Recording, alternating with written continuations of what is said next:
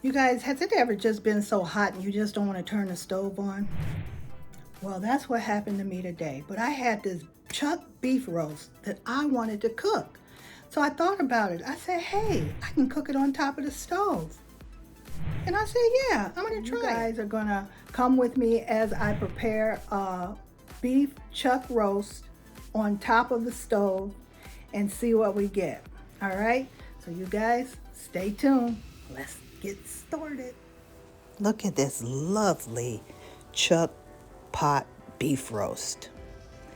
It is so beautiful. I could eat it raw. Just kidding. But anyway, we washed it off, cleaned it. Now we're going to season it. I saw this on some chef's show. They put sea salt on it, let it sit for about 30 minutes to get room temperature, and let the salt get into it.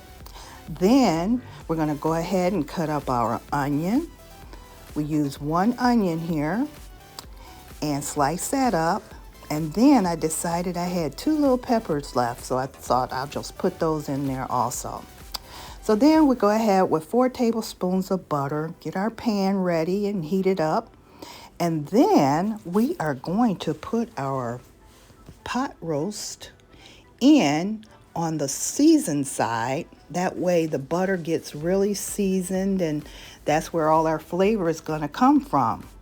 But the other side, what I did was put like my garlic powder, onion powder, and pepper on the other side because I didn't want it to get too salty.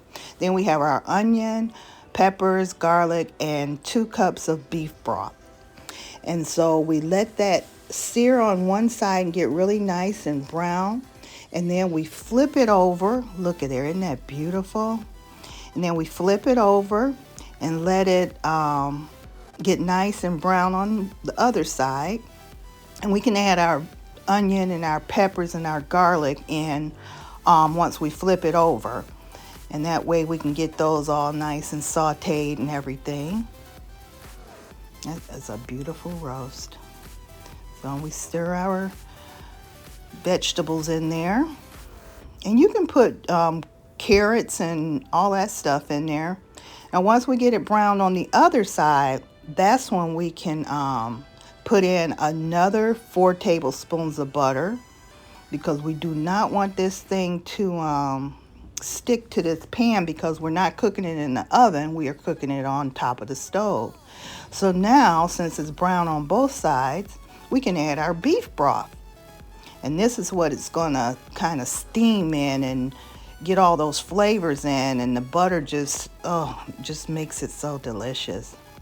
So we do all that, and once it gets to bubbling and we get our vegetables all situated around there, then we're going to put the top on it and let it cook down a little bit, because this thing is going to cook for a total of 2 hours. All right, look at there, the butter's melted and it's looking good. Yep, and just stir it around there. Put the lid back on. And while we're letting that cook, let's make some gravy. Yeah, that's a good idea. So we put in 2 tablespoons of flour, and then we take some of the liquid from the pan and just mix it in there until it's enough where we can mix it and get it nice and smooth.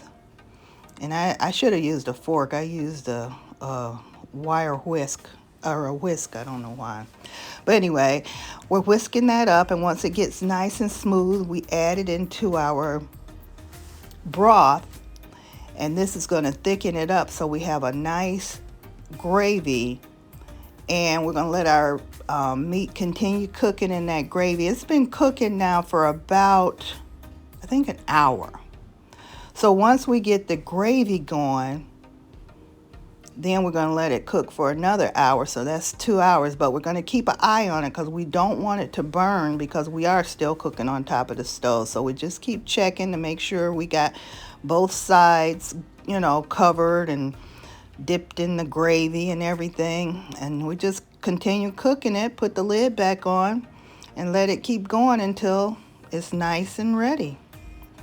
So after about another half an hour or so, we check it out. Looking good.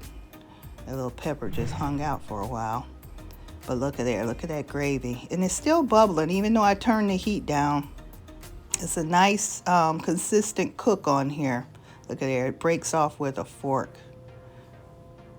Look at there, tender. I think it's ready to eat. I'm gonna fix me a plate. All right, here we go. There we go, a nice meal for any day of the week. Enjoy. Bon appetit.